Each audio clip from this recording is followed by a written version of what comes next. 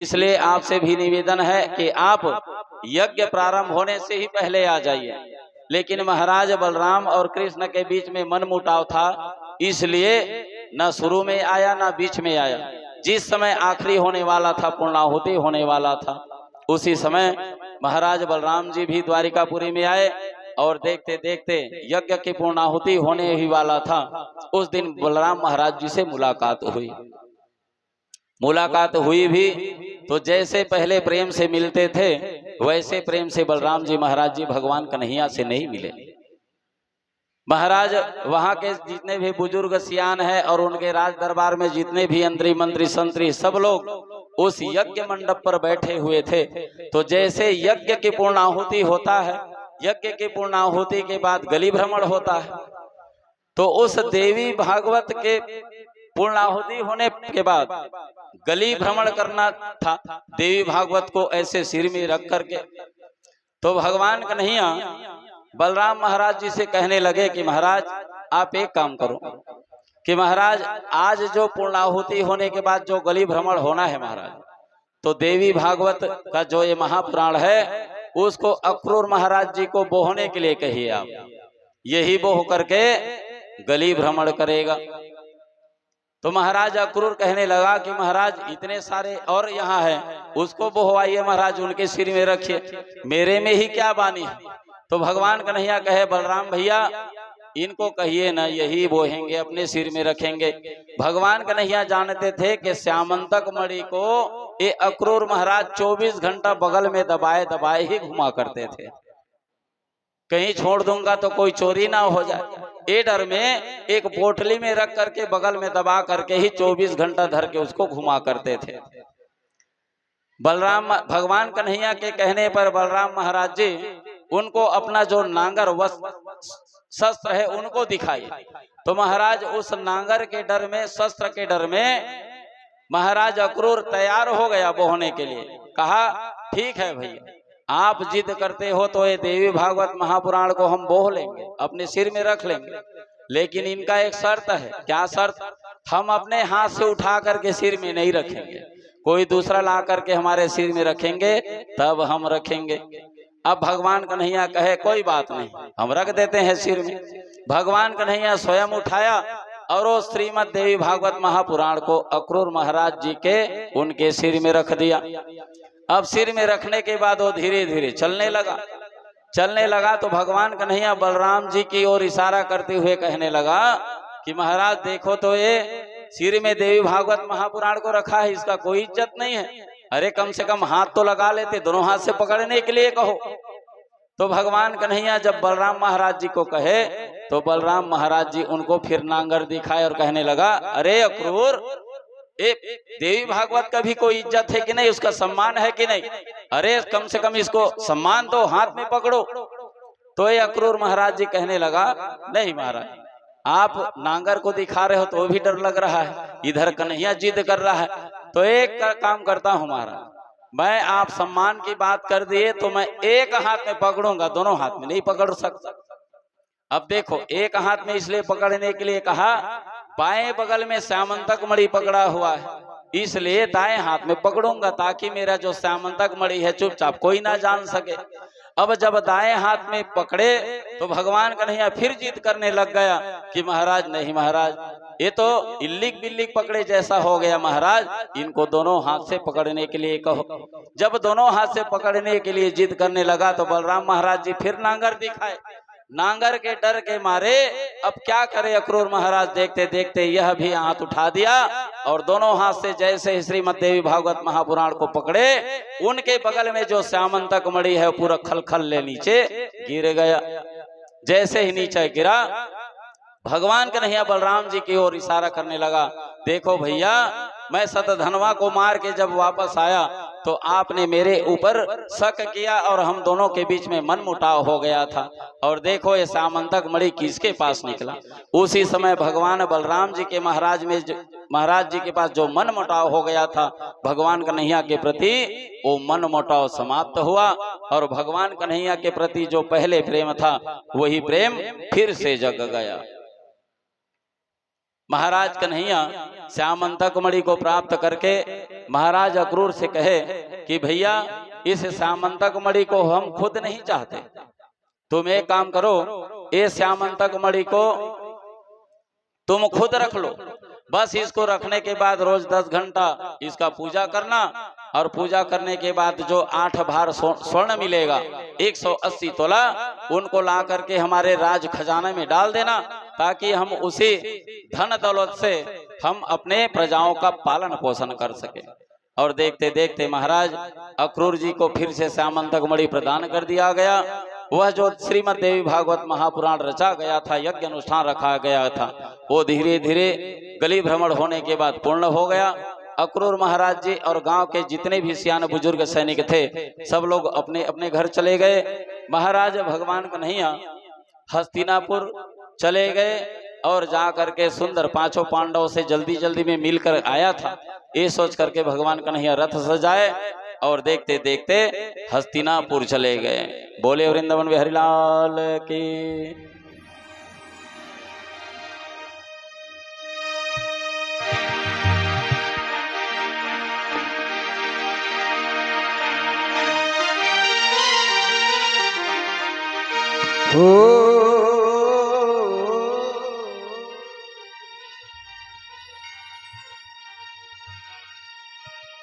हे प्रियतम प्राण आधार मेरे, हे मोहन नंद कुमारी हरे, एक बार कृपा कर अपना लो, एक बार कृपा कर अपना लो, अभी तुम भी नहीं रहा ना जाता है। ओ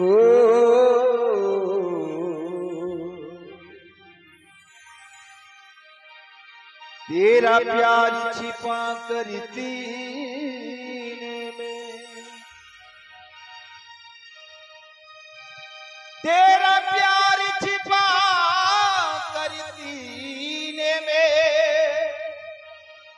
उसी पार तड़पता रहता हूँ, जी चाहता है आपार मिलूं, जी चाहता है आपार मिलूं, पर तू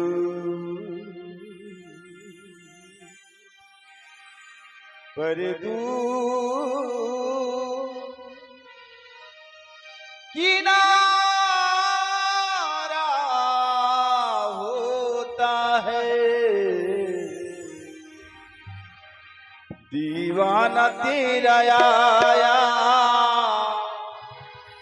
मोहन तेरी गली में,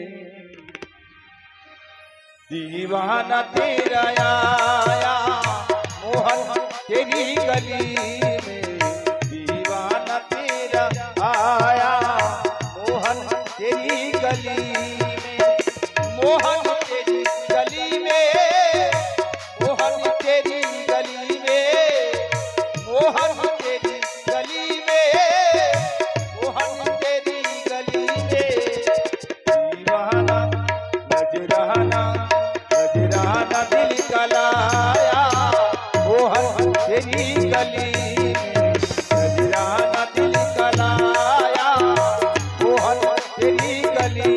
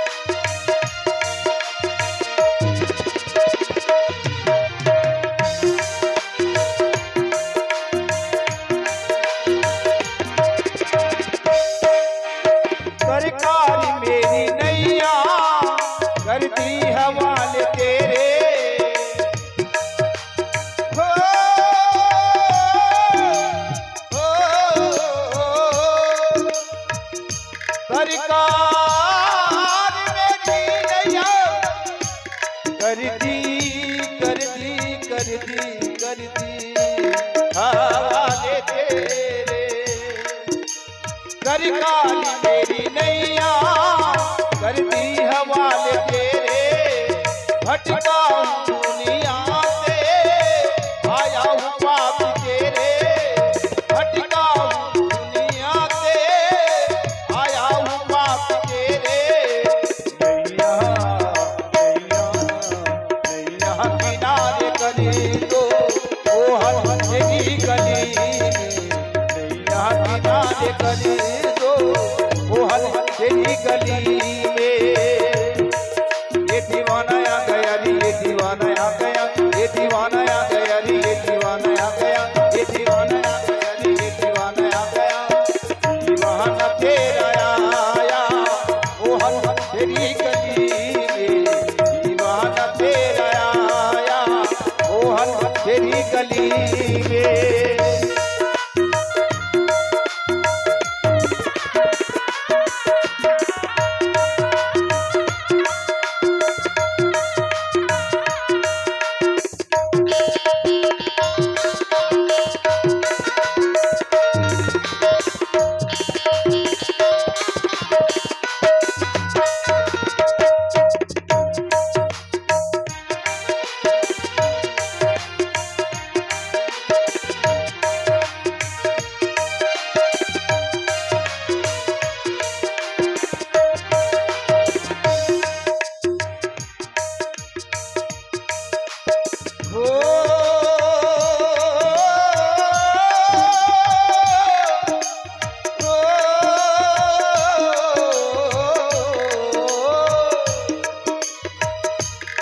काका तब कन खाइयो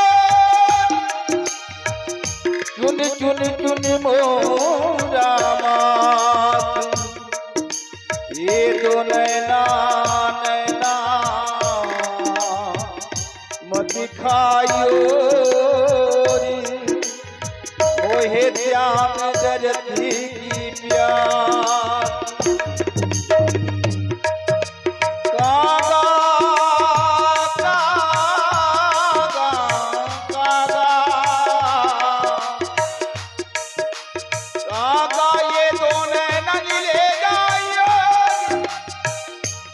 श्यामी जी के पास ये दर्द कराई के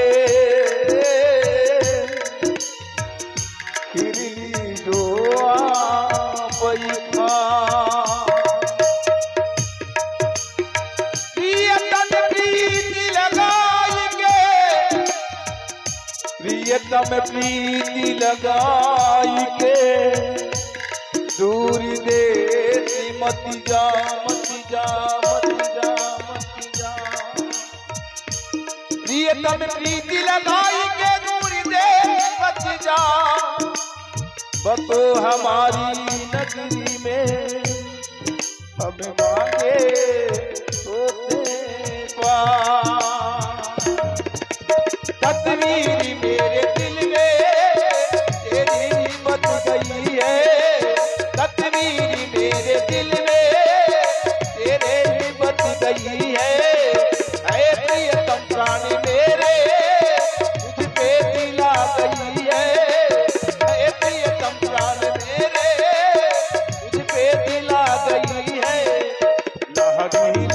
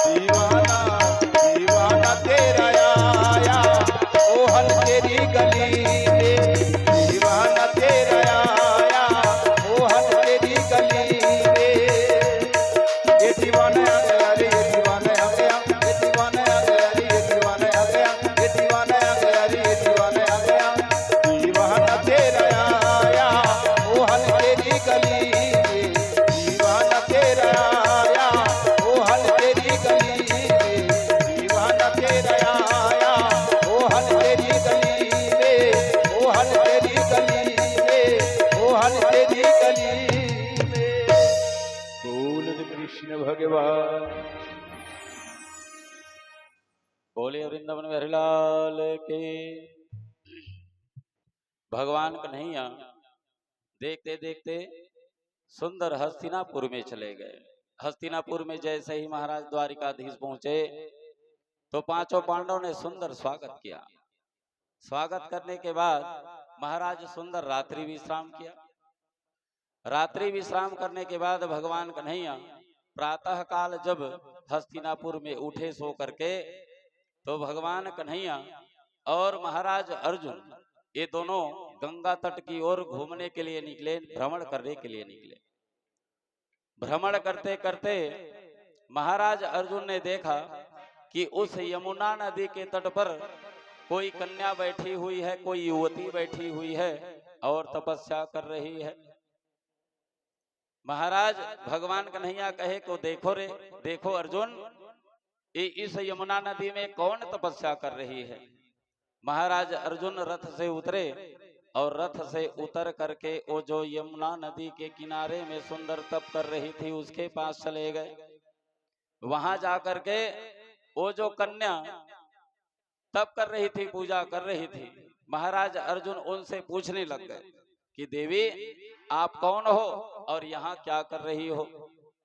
तो जो यमुना नदी में तप कर रही थी वो कहने लगी अर्जुन महाराज जी से कि महाराज मैं सूर्य की पुत्री यमराज की बहन हूं महाराज, और मेरी नाम कालिंदी है।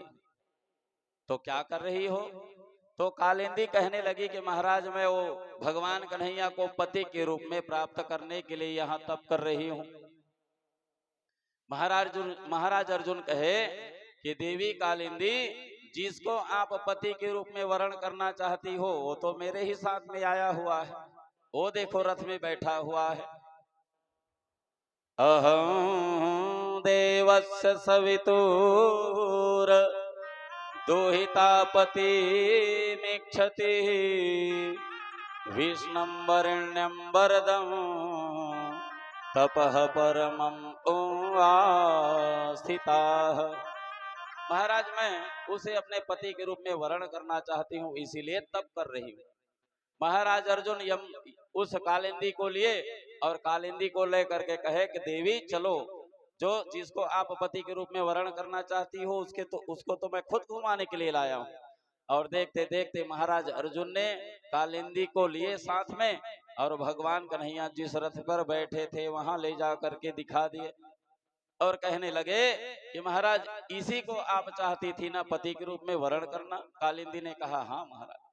भगवान कन्हैया और मैया कालिंदी का देखते देखते महाराज ने सुंदर अर्जुन ने मंत्र पढ़ा और उसे यमुना नदी के तट पर भगवान कन्हैया और कालिंदी का सुंदर विवाह संपन्न करवा दिया। और देखते देखते मैया कालिंदी भी भगवान कन्हैया के सुंदर धर्म पत्नी बन गई। आगे चल करके महाराज श्री सुखदेव जी राजा परीक्षित से कहते हैं कि राजन, विंद अरविंद नाम के राजा के परम लाडली मृत वृंदा के साथ में भी भगवान का सुंदर विवाह संपन्न हुआ। आगे चल करके नग्नजीत नाम के राजा के यहाँ भगवान ने 7 बैल को नाथ करके नग्नजीती जिसको सत्या के नाम से जाना जाता है उसके साथ में सुंदर विवाह कर दिया।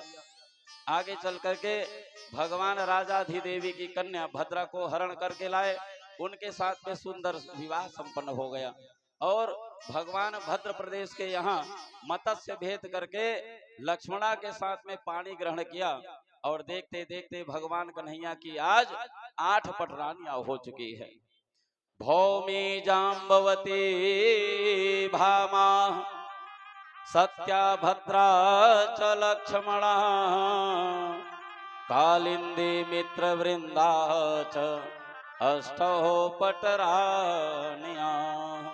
देखते देखते भगवान कन्हैया के 8 पटरानियां हो चुके हैं। अब महाराज सुंदर भगवान कन्हैया अपने सुधर्मा नाम के दरबार में बैठे हुए हैं। अंतरी मंत्री सब लोग और इनकी जो 8 पटरानियां हैं सब सुंदर भगवान कन्हैया की सेवा बजा रही हैं।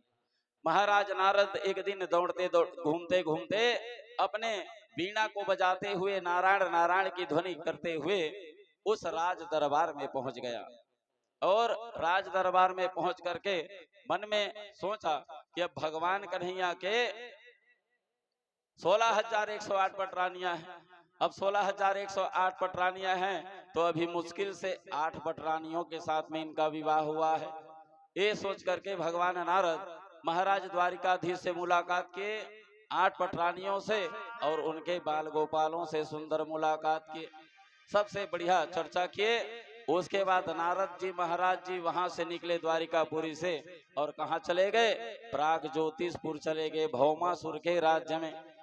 महाराज राजा परीक्षित श्री सुखदेव जी से कहे कि महाराज गुरुवर, भगवान श्री कृष्ण ने भौमासुर को, जिसने उन स्त्रियों को बंदी गृह में डाल रखा था, क्यों और कैसे मारा? आप कृपा करके सारंग पाणी धनुषधारी भगवान श्री कृष्ण की ये विचित्र लीला का वर्णन करिए।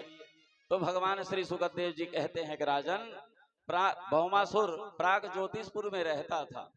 महाराज नारद सुंदर भगवान कन्हैया का सुंदर 16,108 विवाह जल्दी कराना चाहते हैं, जल्दी हो जाए, ये सोच करके प्राग ज्योतिषपुर भौमासुर में पहुंच गए।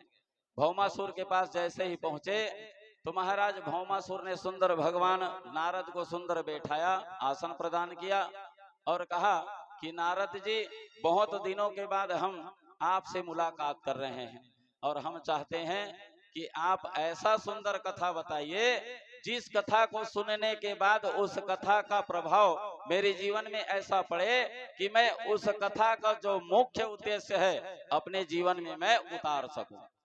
और वही नियम भी है, आप कहीं कथा सुन रहे हो तो उनके सार तत्व को भीतर ले जाना चाहिए, भले सबको छोड़ दो। तो भौमासुर कहने लगे, महाराज मुझे ऐसा कथा श्रवण कराइए जिसको मैं अपने जीवन में उतार सकूं। महाराज नारद सुंदर आसन पर बैठे हुए हैं, महाराज भौमासुर को सुंदर कथा का श्रवण पान करा रहे हैं। महाराज नारद